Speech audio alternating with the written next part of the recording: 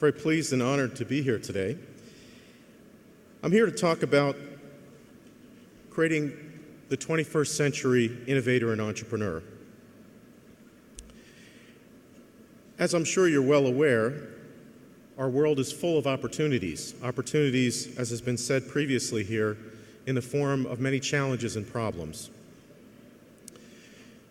Everything ranging from environmental stress to the need for economic development to access to basic human needs. So in a world where change really is a constant and where resources increasingly will be constrained, there's a real need to leverage all the potential that we have, and in particular to think to the future and think about how we can create the innovators of tomorrow.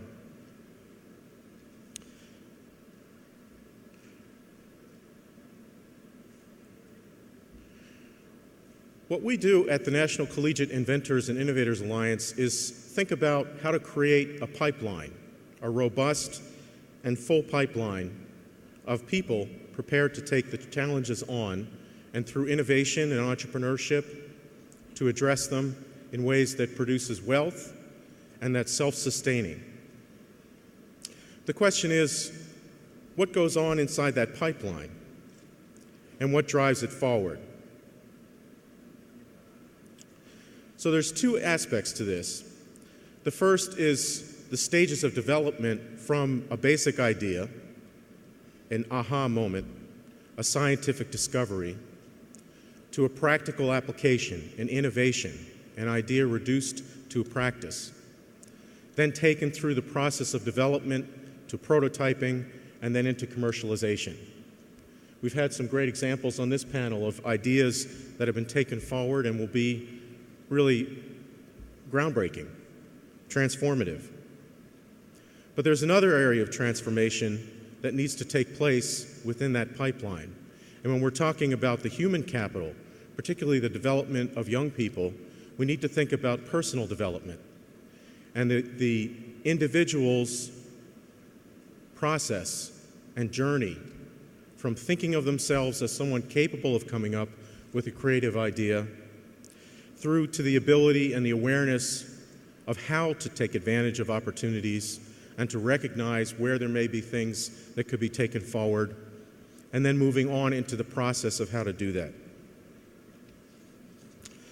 So we focus on people. Innovation requires energized people, it requires collaboration, and it requires that you create a context in which the key factors for innovation come together.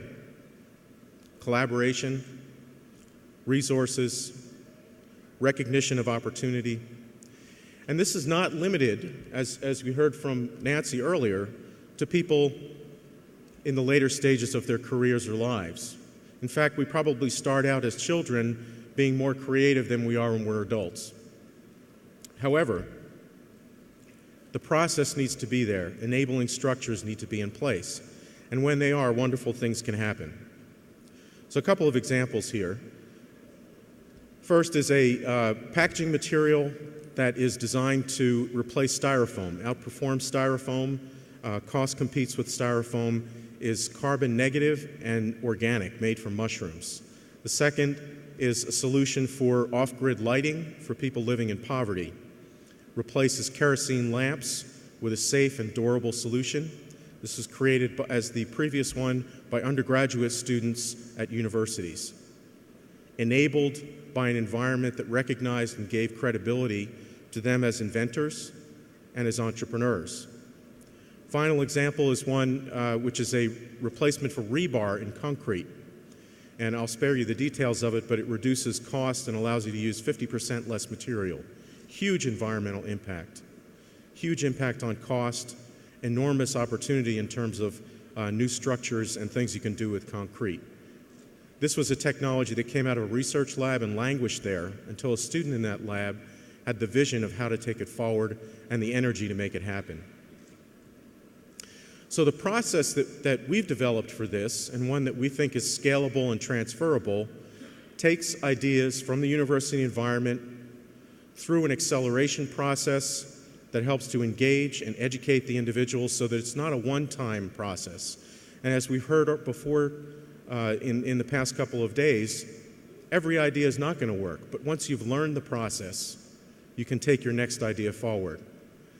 But a very important thing is the linkage here in these programs between the education, the opportunity, and the resources, both tangible, mentoring, and financial resources to move those ideas forward.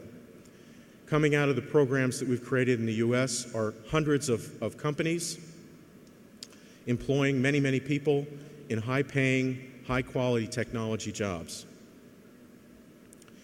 So we invite you to join us in this adventure. We've launched, in collaboration with the Clinton Global Initiative, a worldwide initiative to engage and connect with universities to bring students to focus on creating technologies that will have high social impact, address the significant and dire problems facing the world in ways that produce wealth and employ people. I encourage you, if you're interested, to talk to me after or to come to our annual meeting, which will take place this March. I thank you for your time and look forward to talking with you after the panel. Thank you, Phil. Different from the last